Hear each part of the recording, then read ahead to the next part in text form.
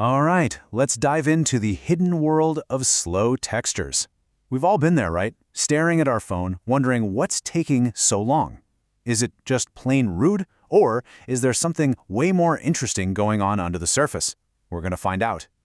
Okay, you know exactly what I'm talking about. You send a message, you see those three little dots pop up, and then poof, they're gone. Just silence. It is one of the most maddening things about modern life, isn't it? So, what is actually happening on the other side of that screen? Look, we live in a world where everyone's expected to be online all the time. So when someone takes forever to reply, it feels personal. It feels like a snub. But what if it's not? What if it's not about being rude at all, but about a brain that's just wired differently? Okay, so let's start with what's going on inside their head. We're talking about the deep thinking brain. And it turns out that long pause isn't necessarily about ignoring you.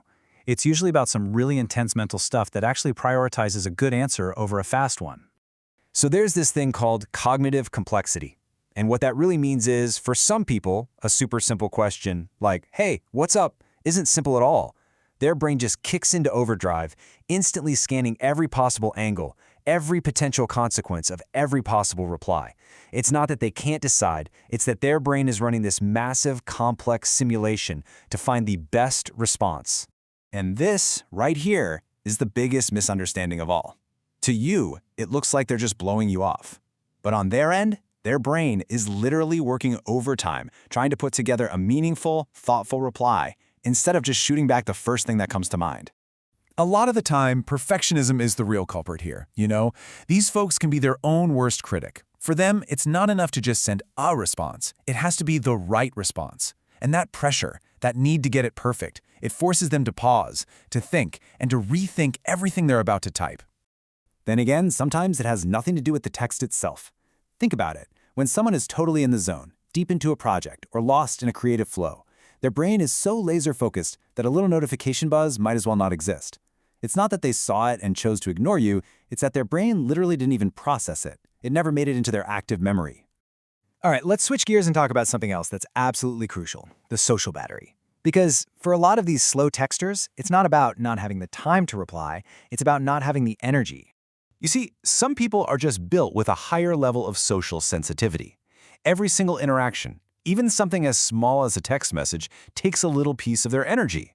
So for them, a phone buzzing isn't a fun little hello. It can actually feel like another chore, another demand on a battery that's already running low. And because of that, they desperately need recovery time. We're not talking about a luxury here. For them, solitude is an absolute necessity to recharge their batteries and process the day. They guard that quiet time fiercely. So they'll only reply when they feel like they have the mental space to actually be present in the conversation. And it's a pretty predictable cycle, right? You have a day full of social stuff, your battery gets drained down to zero, and then you have to have that alone time to build it back up. It's only after that recharge that they're really ready for the kind of deep, meaningful connection they're actually looking for. So when you put it all together, you start to see that this whole thing isn't about avoiding people. It's really about having a completely different set of values when it comes to communication. They're playing a different game, one that's all about quality, not speed. This often comes from what you could call low social dependency. Basically, their sense of self-worth doesn't come from the outside world. They don't get that little dopamine hit from a notification that many of us do. So that urgent pressure to be constantly connected just to feel okay? Yeah, they just don't have it. And this ties right into a real deep-seated dislike for small talk.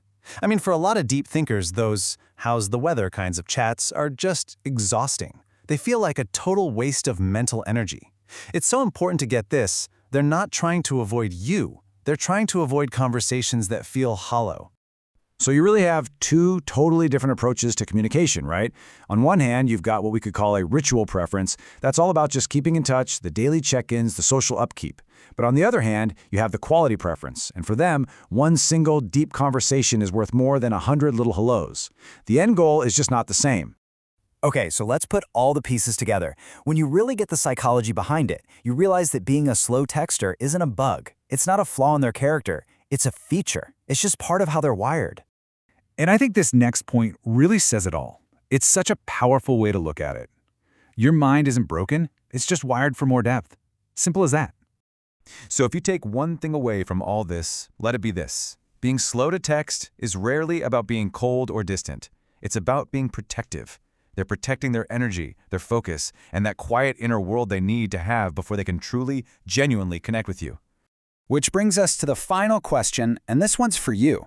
Where do you fall on the spectrum? Are you a 2-second replier or more of a 2-day processor?